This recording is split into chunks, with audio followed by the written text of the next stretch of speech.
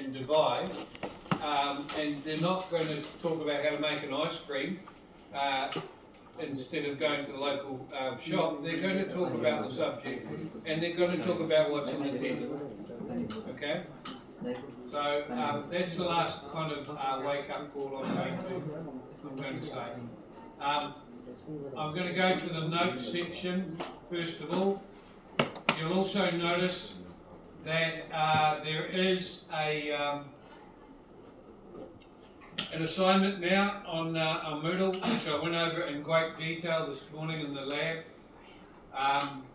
The assignment, wrong one, that's the result, sorry. The assignment is under the assessment section, and it is right there. I'll move it up. The project is worth a lot of marks. It's worth 40 marks. And after today's lecture and today's class, you should be able to do the first part, which is draw the reinforced slab concrete.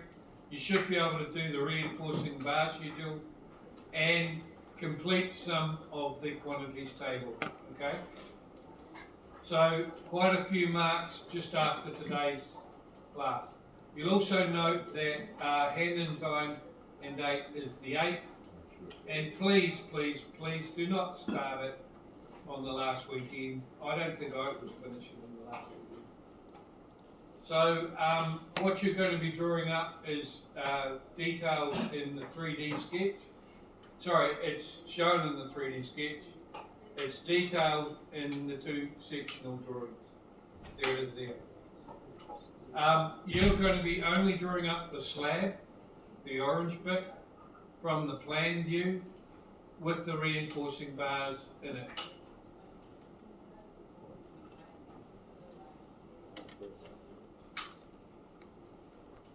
In the notes today, I went over and pointed out a lot of things that you need to revise for the test.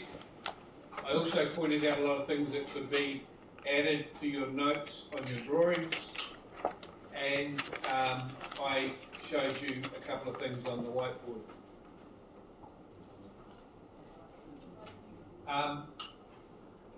And we talked about at the very end how we represent the bars on reinforcing, and I'm just going to skip straight to the end of that section of week 8 notes. So we're not doing too much more extra revision than we need to. The very end of week 8 notes, we looked at how we represented the wall of a retaining wall in a drawing format. And there it is there. And just to remind you, when you're drawing the bars, you don't have to draw every single one. In fact, you'll get marked completely wrong if you do. One bar is drawn just like what Ingrid taught you, and it's the width of the bar is the diameter. There is always a cover section, whether it be 40, 50, 30 mils, depends on what the assignment said. And the bars are pressed hard against that cover section.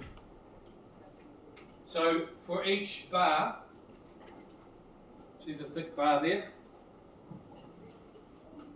You draw a line that's got a P line that's got the width, and the width is determined by that number there.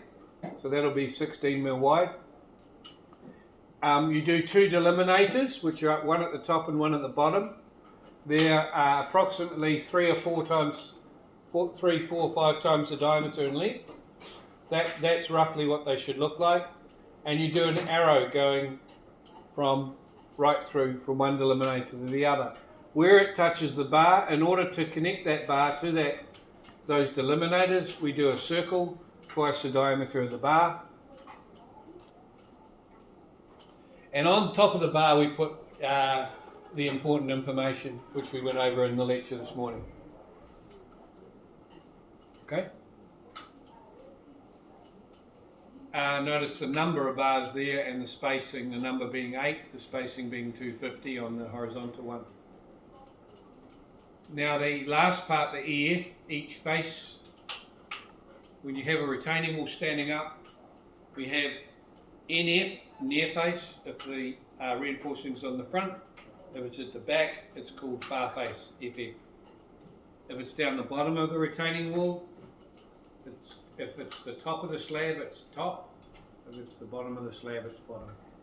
We also talked about the marked number, this one here, and that is the Steely will number the bars according to where they are on the building or the job altogether. So if it's the bottom of the wall, they'll start off down here at number 1, 2, 3, 4, 5, and if it's further up on the retaining wall or the building or the bridge, it'll start having higher numbers, 80, 90, 100, whatever. That way, everything's arranged on site according to how they're going to build it, because you always start from the foundations up. Okay.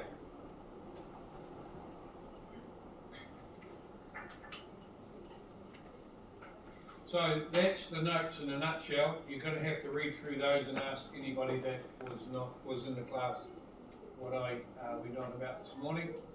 Let's get to the crux of today's lab class, which is explaining to you a class example. So I'm going to make that available now. So for those that are on computers, they've got the computers logged in. Regen everything, and you should get this class exercise.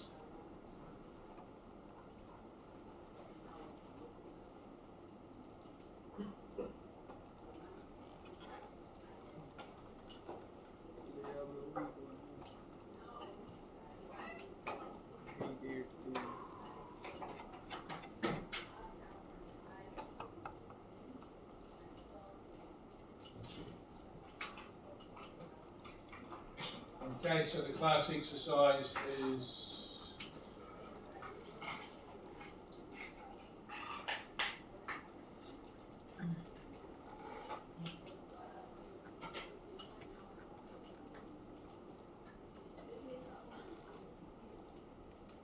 somehow I bounced out of the middle.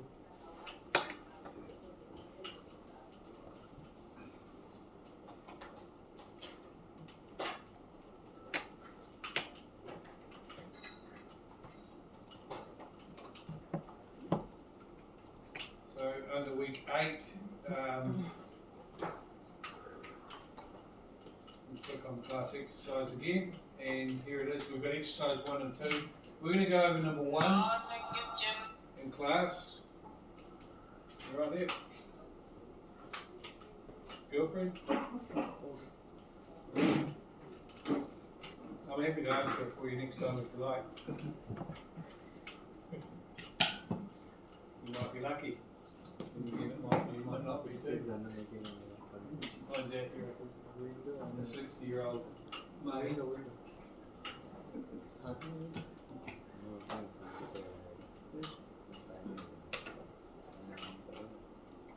Alright, back to the seriousness. Okay. The first thing you're going to have to do in your assignment is a reinforcing bar schedule, which you can see down the bottom there. Looks something like that. So I'm actually going to copy that onto my whiteboard here. So for those that are seated sort of in this region, well done. You're going to see the answer come before your eyes. For those that are seated over there, well done. I'm going to be working through it bit by bit over there. Now, is that Ingrid stuff? We wouldn't want to rub that out. Then again, yeah, I like to live dangerously. I will. I'll get rid of whatever's there. No, it's been. It's already been dealt to. Well, there's a trick to this. If you draw over what someone's got on the board, it rubs off. Did you know that? I found that out the other day. Yeah. There we are. So over here I'm going to do my workings, and over there I'm going to put the answer So basically, you can take a photo of everything at the end if you like, or you can write down things as I'm doing it, up to you. Well, that didn't work, did it? What about a bit of good old-fashioned water? Oh, that's working.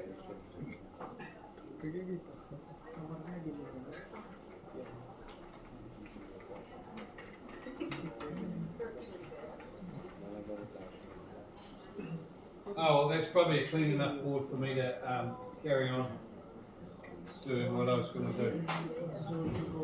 All right. So up there you see that we have the location, the bar mark, the number off, bar length, mass, weight, and sketch. Here's a question, and those that were in the lecture this morning are probably going to have the best chance of answering it. Why are we trying to find the weight and the total weight down the bottom as well? Anybody like to have a crack? Yeah. To know how much it's going to cost. Yeah. Too right. 100%. It's a shame I didn't say about the half mark, eh? No, that's a half mark for the gentleman at the back. As long as he emails me before 12 o'clock tonight, and he's on his email already. Didn't take long. Okay, so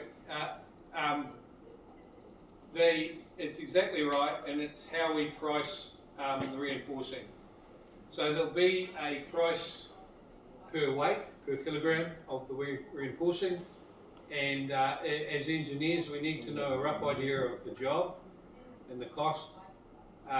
So yeah, you'll end up having to get a total weight, and then you can apply that to a cost overall. Of course, there's also labour, which you have to factor into everything as well. Now, before I start this, which I'm just about ready to go, I need to explain that in the engineering world there are construction companies, and there are also consultancies. Now that to second language students that sounds like the same word. It's not, it's very, very different. Construction companies, they do the building. So often they'll take the plans from the consultancies and they'll build it. A bit like an architect and then a builder or a chippy or whatever they call it. Alright? Sometimes construction companies have their own, they employ their own engineers and their own, and they do the design and build. That's called a design and build job. Whereas quite a lot of times in Auckland, a construction company takes the plans, they might have one engineer working for them who interprets the plans, and they'll have the builders, etc., that build it. And of course, trucks and diggers and rollers and all those other things as well. Reinforcing companies that do the reinforcing, sometimes they will do their own reinforcing bar schedules, in which case the consultants, all you'll put on your drawings is D16s, 16mm bar, D16s at 300 centres. Done. Your job's done, you've done the design. You're not cared about how it fits in the concrete. That's all you do, and you move on to your next job. Obviously you're not going to get paid much. The reinforcing guys will have an engineer working for them, or a engineering technician, and they will work everything out like you're doing now. So it's a little bit confusing in that the way how it operates in New Zealand. Sometimes consultancies do this, sometimes construction companies do this. Alright? So it just depends where you end up working, but it's really good to have a working knowledge of how it all works. We were working for the Saudis over in England, and the Saudi Arabians didn't want to have a bar of it. That's a little pun on that one, by the way. So they said, you guys do it. So we did all of that. They didn't have the engineers or anyone that wanted to do that side of things over there. So we did the whole lot and handed it over, and somebody else built it over in Saudi Arabia. I have worked for consultancies here in Auckland, and the only thing they ever do is put D16s or D12s at 250 cents. Done.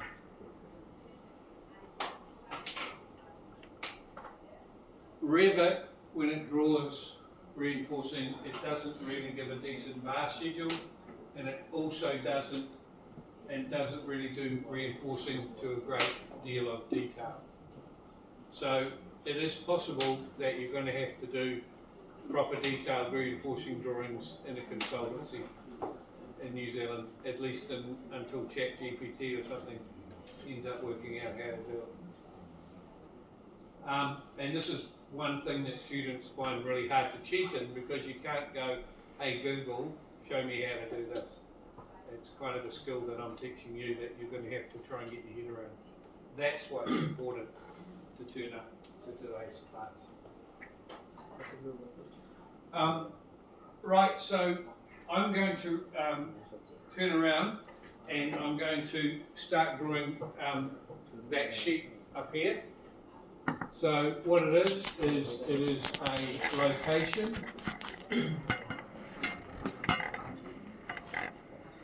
And then the next one is, of course, the bar mark, which is made up of the diameter and